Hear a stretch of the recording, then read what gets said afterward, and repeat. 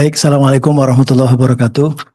Pak Menteri beserta jajarannya, pimpinan dan anggota Komisi 10 yang saya hormati, langsung saja saya ngirim WA itu ke ini supaya nggak kemana-mana, hanya ada 5, mungkin plus nanti satu karena saya dengar berita, jadi saya nanti mau minta klarifikasi. Yang pertama tentang anggaran, saya kira ini agak berat karena tahun ini Kementerian Kebudayaan dapat beban baru ya, gaji 2076 P3K, 10 UPT baru, kemudian ada program direktif Presiden 220,45 miliar dan sebagainya.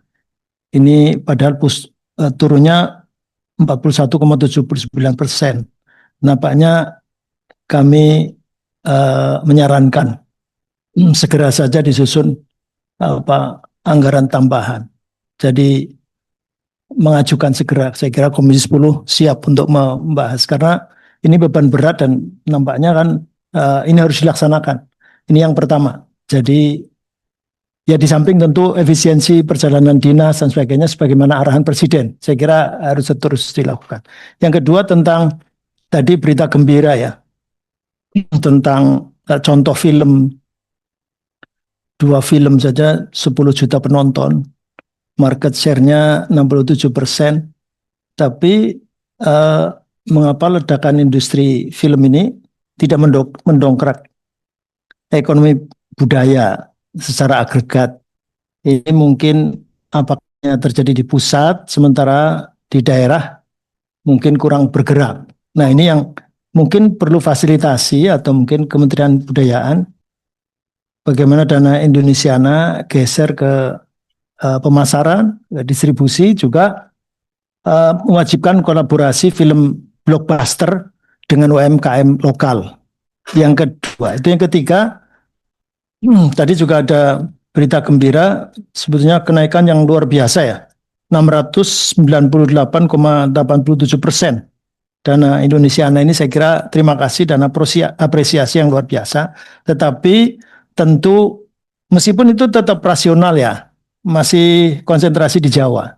Jadi 344 itu di Jawa Barat, 290 di DKI, nomor 263 di Jawa Tengah.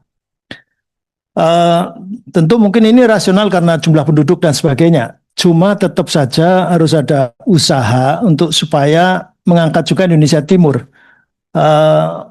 Mungkin afirmasi ya, bagaimana caranya kalau perlu jemput bola, BPK turun lapangan mendampingi penyusunan proposal, pendampingan penyusunan proposal.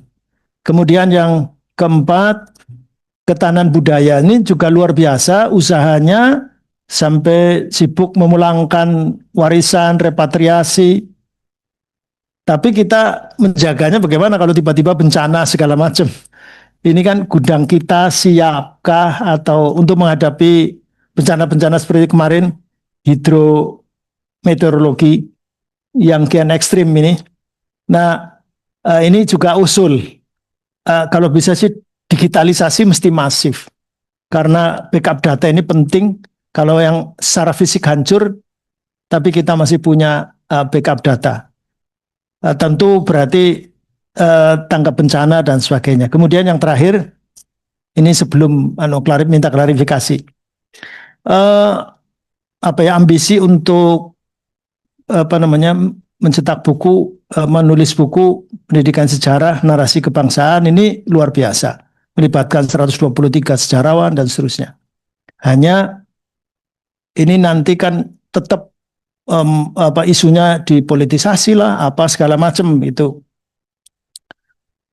Dan juga ada kekhawatiran ini nanti berakhir di perpustakaan yang nanti hanya berdebu, tidak ada yang baca dan sebagainya. Nampaknya perlu sedini mungkin melibatkan sejarawan lokal kalau masih memungkinkan. Kemudian juga supaya tetap relevan,